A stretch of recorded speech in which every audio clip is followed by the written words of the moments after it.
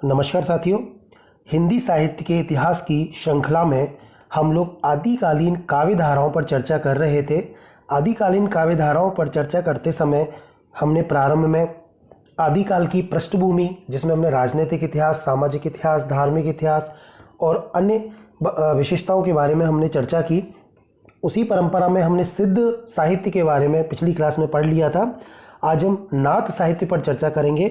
जैसा कि हम जानते हैं कि आदिकाल में सबसे प्रमुख जो काव्य परंपरा, प्रारंभिक जो काव्य परंपरा थी या जो प्रारंभिक साहित्य था, वो सिद्धों से संबंधित था। उसके बाद में यानी कि सिद्धों की परंपरा के बाद में नाथ साहित्य पर हम आज चर्चा करेंगे। तो देखिए, नाथ साहित्य की अगर अपन बात करें तो नाथ साहित्य जो है वज्रयानी सिद्धों के भोग प्रधान योग साधना की प्रतिक्रिया स्वरूप विकसित साहित्य, जिसमें हठ योग साधना का उपदेश दिया गया था, शुरू हुआ था। यानी कि हम कह रहे हैं कि नाथ साहित्य का विकास कैसे हुआ, तो ये वज्रयानी सिद्धों की भोग साधना, यानी कि हमने देखा कि जब हमने सिद्ध साहित्य पढ़ा तो सिद्ध साहित्य, क्योंकि सिद्ध जो है वो बौद्ध धर्म का ही एक तरह से उनकी वज्रयान शाखा से संबंधित थे, पर उनकी साधना में अंतः साधना पर यद्यपि उन्होंने बल दिया, बाह्य आडंबरों का विरोध किया था, पर वामाचार या वामा का मतलब होता है स्त्री, यानी कि स्त्रियों के साथ संसर्ग को उन्होंने साधना का एक तरह से माध्यम माना, और इसी बात के विरोध में नाथ साहित्य का विकास हुआ था।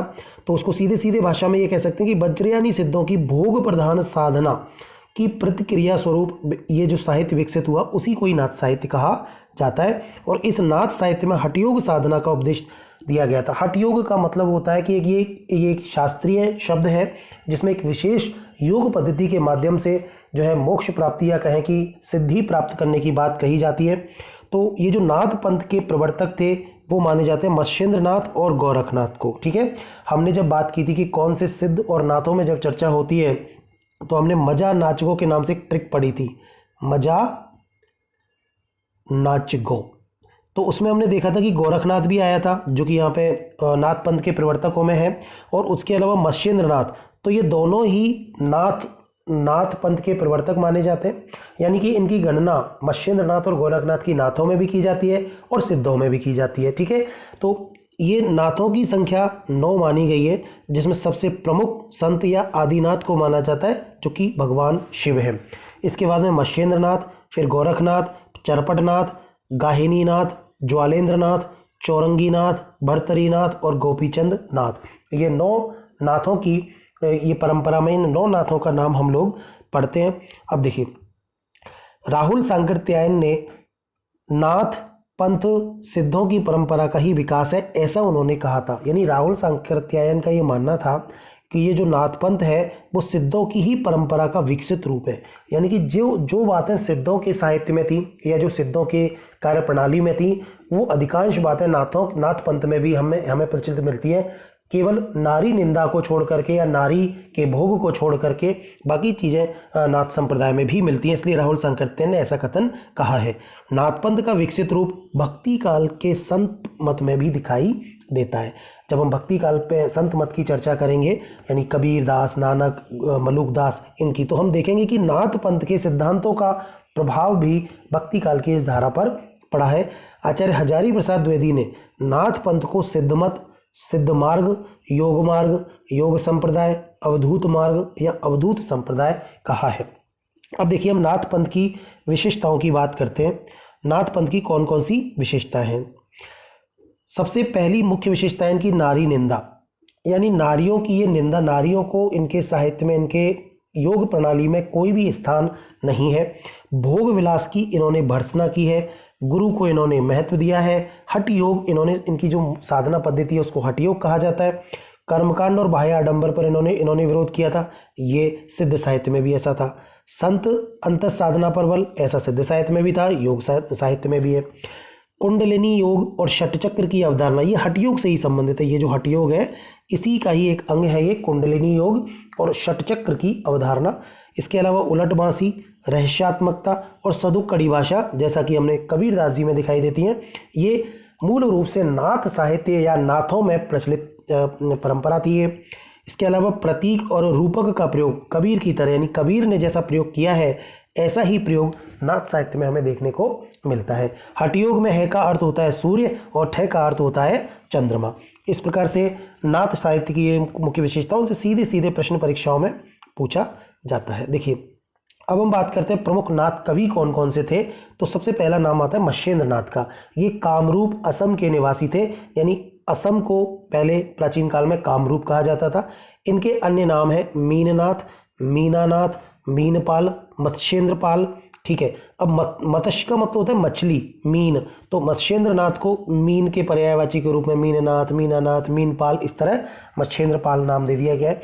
ये चरपटी नाथ के या चरपट नाथ के शिष्य थे। ठीक है, वामाचार साधना यानी स्त्रियों के साथ संसर्ग करने लग गए थे, यानी कि इसको इन्होंने नाथ, एक तरह सिद्धों में तो ये परंपरा प्रचलित थी ही, और क्योंकि ये सिद्ध भी थे और नाथ भी है, तो नाथों की, सिद्धों की इस परंपरा को इन्होंने जारी रखा। वामाचारी साधना यानी स्त्रियों के साथ संसर्ग करना, ये चीज़ गोरखनाथ को बिल्कुल पसंद नहीं आई, क्योंकि नाथ पंथ को स्पष्ट रूप से स्थापित करने का श्रेय तो एक तरह से गोरखनाथ को ही दिया जाता है, क्योंकि मत्स्येंद्र नाथ की ये जो कमी थी, दुर्गुण था, इसकी वजह से ज़्यादातर लोग गोरखनाथ को मुख्य रूप से नाथ पंथ का एक तरह से प्रवर्तक मानते।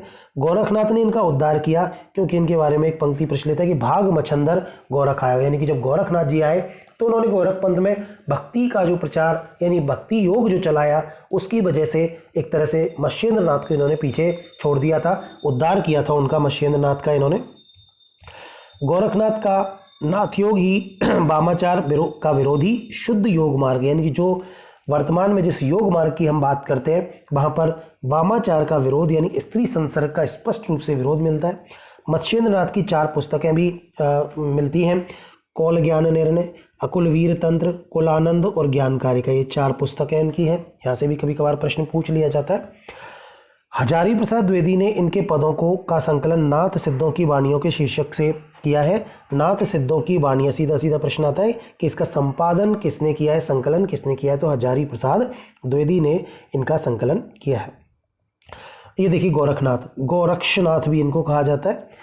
ये नाथ पंथ के प्रवर्तक, यानी कि वास्तविक जो प्रवर्तक हैं नाथ पंथ के, वो अगर सीधा प्रश्न आ जाए कि नाथ पंथ के वास्तविक प्रवर्तक कौन है, और उसमें मत्स्येंद्र नाथ का भी नाम हो और नाथ ये गोरखनाथ का भी नाम, तो उत्तर होगा गोरखनाथ। ठीक है, ये मत्स्येंद्र नाथ के शिष्य थे। जाग मच्छंदर गोरख आया, क्योंकि गोरखनाथ ने ही मत्स्येंद्र नाथ के आचरण यानी नारी भोग का विरोध किया था। हजारी प्रसाद द्विवेदी ने गोरखनाथ को अपने युग का सबसे बड़ा नेता यानी शंकराचार्य के बाद महान प्रभावशाली इतिहास पुरुष बताया। अक्सर परीक्षाओं में ये प्रश्न पूछा जाता है। कॉलेज व्याख्याता 2021 में ये प्रश्न पूछा गया था, उसके बाद भी ये प्रश्न कई बार पूछा गया है। हजारी प्रसाद द्विवेदी का कथन कि अपने युग का सबसे बड़ा नेता और शंकराचार्य के बाद महान प्रभावशाली इतिहास पुरुष किसको कहा है, गोरखनाथ को, हजारी प्रसाद द्विवेदी ने। गोरखनाथ का समय जो माना जाता है, उसके लिए सर्वमान्य मत तो ये माना जाता है कि ये 13वीं सदी का प्रारंभिक काल इनका समय था, पर राहुल सांकृत्यायन इनका समय 845 ईस्वी मानते हैं। हजारी प्रसाद द्विवेदी ने 9वीं शताब्दी इनका समय माना, हालांकि ये दोनों लगभग सेम है। पीताम्बर बड़थवाल ने इनका समय 11वीं शताब्दी माना है, जबकि आचार्य रामचंद्र शुक्ल और राम कुमार वर्मा ने, इन दोनों ने इनका समय जो है गोरखनाथ का 13वीं शताब्दी माना है, राम कुमार वर्मा और आचार्य रामचंद्र शुक्ल ने, और ये ही मत जो है ज़्यादा प्रचलित है, 13वीं शताब्दी इनका समय माना गया है। गोरखनाथ की कुछ रचनाओं की हम बात करेंगे। कुल 40 इन्होंने रचनाएं लिखी थी, जिसमें 14 रचनाएं प्रामाणिक मानी जाती हैं। सबदी ये सबसे प्रामाणिक रचना है। सीधे सीधे प्रश्न आ जाता है कि सबदी किसकी रचना है, तो गोरखनाथ की रचना है। पद, इसके अलावा प्राण साकली, ये भी काफ़ी महत्वपूर्ण है। शिष्या दर्शन, नरवय बोध, अभय मात्र जोग, आत्मबोध, 15 तिथि, सप्तवार, मचींद्र गोरख बोध, रोमावली, ज्ञान तिलक, ज्ञान चौतीसा और पंचमात्रा, ये 14 रचनाओं को जो है प्रामाणिक माना गया है। पीताम्बर दत्त बड़थवाल ने सर्वप्रथम गोरखनाथ की वाणियों या रचनाओं का संकलन किया। गोरखवाणी शीर्षक से किया था, गोरखवाणी। ये महत्वपूर्ण प्रश्न है कि इसका संकलन किसने किया था, तो पीताम्बर दत्त बड़थवाल ने किया था, और बच्चन सिंह ने इसका प्रकाशन वर्ष 1930 मानते हैं, जबकि सामान्य रूप से इसका जो प्रकाशन वर्ष माना गया 1942 माना गया। देखिए, आचार्य रामचंद्र शुक्ल के अनुसार ये रचनाएं गोरखनाथ जी द्वारा नहीं अपितु उनके अनुयायियों द्वारा रचित है। ऐसा आचार्य, अभी हमने जो 14 रचनाओं की बात की है वो आचार्य शुक्ल कहते हैं कि ये मूल रूप से गोरखनाथ ने नहीं लिखी हैं, बल्कि उनके ही एक तरह से उनके सिद्धांतों को, उनकी बातों को उनके अनुयायियों ने एक तरह से पदबद्ध किया है। षटचक्र की अवधारणा वाला योग मार्ग हिंदी साहित्य में गोरखनाथ की ही देन है। इंपॉर्टेंट, जो हम भक्ति काल के अंदर कबीरदास इत्यादि संतों में देखते हैं षटचक्र की अवधारणा और कुंडलिनी योग, वो मूल रूप से इसी गोरखनाथ के योग की ही देन है। गोरखनाथ भक्ति विरोधी थे, गोरखनाथ भक्ति विरोधी थे, इसलिए तुलसी ने कहा था कि गोरख जगायो जोग और भक्ति भगायो लोग। यानी गोरखनाथ ने एक तरह से जिस भक्ति जो प्रचलित थी उसका विरोध किया था और उन्होंने योग मार्ग की शिक्षा दी थी। जो वास्तव में जो योग मार्ग था वो उसकी शिक्षा गोरख ने दी थी। और ये तुलसीदास जी का कथन है कि गोरख जगायो जोग भक्ति भगायो लोग। गोरखनाथ के स्थान की अगर बात करें तो उनका मूल स्थान गोरखपुर उत्तर प्रदेश माना जाता है। पंजाब और राजस्थान में भी इन्होंने इस मत का प्रचार किया था। गोरखनाथ शून्य के साधक, गुरु की महत्ता का प्रतिपादन किया उन्होंने। आचार शुद्धि पर बल दिया, सहज समाधि की बात करते थे। सिद्धों की भोगवादी जीवन दृष्टि के विपरीत उन्होंने निवृत्ति मार्गी जीवन दर्शन का एक तरह से उपदेश दिया। इंद्रिय निग्रह की बात की, प्राण साधना की, वैराग्य की बात की, कुंडलिनी जागरण की उन्होंने बात की और हठ योग का उपदेश दिया था। ये कुछ उनके सिद्धांत या उनकी कुछ उनसे संबंधित कुछ बातें हैं।